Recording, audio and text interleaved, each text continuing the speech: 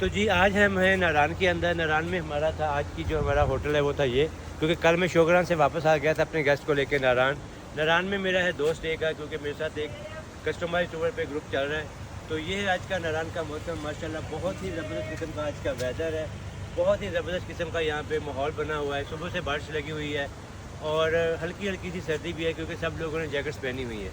तो आज मैं अभी लेके जा रहा हूँ अपने गेस्ट को बाबूसर टॉप पे। आप देखें यहाँ पे पहाड़ों के ऊपर कितनी अच्छा मौसम है और कितनी बारिश हो रही है यहाँ पे। बहुत ही ज़बरदस्त किस्म का क्लाउडी वेदर है यार यहाँ पे।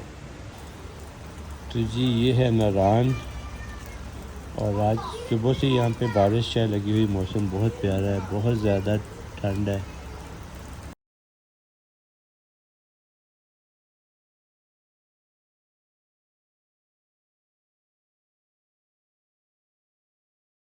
तो जी ये है आज का नारायण। नारायण में आज हमारा जो गेस्ट के लिए है रूम्स लिए हुए वो हैं क्राफ्ट रिजॉर्ट में। आप देखेंगे कि रूम के कितना लग्जरी माहौल है यहाँ पे।